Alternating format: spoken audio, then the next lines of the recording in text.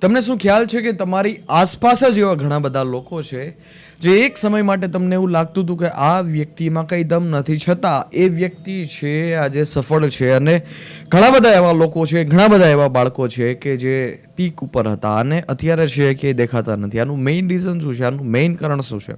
First of all તો ભાગ ભજવે છે ક્લેરિટી. જ્યારે જીવનમાં ક્લેરિટી નથી હોતી, જ્યારે જીવનમાં સ્પષ્ટતા નથી હોતી, ત્યારે છે આ બધી જ સમસ્યા છે એ ઉદ્ભવે છે. તમે એક એવી ડાયરેક્શનમાં છે આગળ વધવા માંડો છો કે જે ડાયરેક્શનમાં તમારે ક્યારેય જવું જ નથી. ઇન કેસ ઓફ એક સ્ટુડન્ટ છે કે જે હંમેશાની માટે ક્લાસમાં ટોપ કરે છે, હંમેશાની માટે ટોપ કરે છે, હંમેશાની માટે સ્ટોપ કરે છે, પરંતુ એ વ્યક્તિત્વ એ સ્ટુડન્ટે છે ક્યારે એ રિયલાઇઝ જ નથી કર્યું કે શું મારી આ લાઈન છે કે મારી આ લાઈન નથી. બીજા લોકો જે એને કહેતા હતા, બીજા લોકોની જેટલી પણ ઇન્સ્ટ્રક્શન હતી, એ બધી જ ઇન્સ્ટ્રક્શન ઉપર એ પોતાના જીવનમાં આગળ વધ્યો અને હવે જીવન છે એ ભાગ સુધી પહોંચી ગયું છે કે એમાં કંઈ ચેન્જીસ ના થઈ શકે, એમાં કંઈ તમે બદલી ના શકો.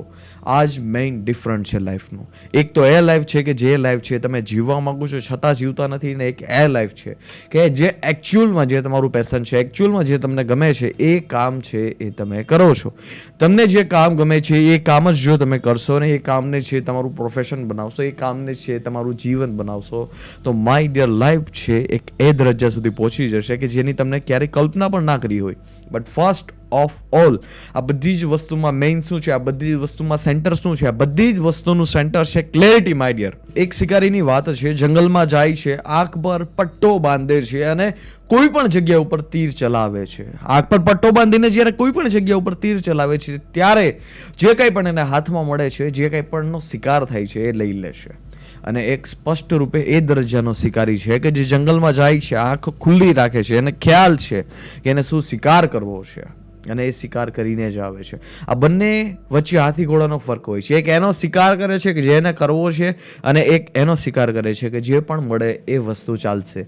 આ બે તરીકે અને આ બે રીતે જીવન જીવવાવાળા લોકો હોય છે. એક એ લોકો હોય છે કે જેને જે મળે છે એ ચલાવી લે છે, અને એક એ લોકો હોય છે કે જે સફળતા માટે સંઘર્ષ કરે છે, પોતાના લક્ષ્ય નક્કી કરીને છે પોતાના જીવનમાં સંઘર્ષ કરે છે. દિશા વગરનું જીવન માય ડિયર એક આંધળું જીવન છે. એ બોટ શું કામની કે જે બોટ છે હંમેશાની માટે કિનારો ઉપર ઊભી રહે, કાંઈ કામની નહીં ને એ બોટ. એ બોટનું કાંઈ મૂલ્ય નથી, ભલે કેટલી મોંઘી છે. 2 કરોડની બોટ છે તમારી પાસે, પર્સનલ બોટ છે, પર્સનલ ચાર્ટર પ્લેન છે, પરંતુ એ ઉડતું જ નથી. પર્સનલ બોટ છે પરંતુ એ દરિયામાં સફરિંગ કરી જ નથી શકતી. શું કામની? કશી જ કામ નથી. Life is the most important gift in this hall universe. એક કૂતરાનું જીવન તમે જોઈ લો. કારની પાછળ ભાગે છે, કારની પાછળ ભાગે છે, કારની પાછળ ભાગે છે, બટ શું મિનિંગ એનો? એ કૂતરો છે કારની પાછળ ભાગે છે ઓલવેઝ ના માટે. કાર નીકળી નથી ને કૂતરો પાછળ ભાગ્યો નથી, કાર નીકળી નથી ને કૂતરો પાછળ ભાગ્યો નથી. પરંતુ શું કામનું આવું જીવન માય ડિયર? સ્પષ્ટતા જીવનમાં લઈ આવો, ક્લેરિટી જીવનમાં લઈ આવો. કામ જ છે જે તમારું આનંદ બની જશે ને પછી તમે એમાં મેક્સિમમ તમારે જેટલા રિઝલ્ટ લઈ આવ્યા હશે એટલા તમે રિઝલ્ટ લઈ આવશો.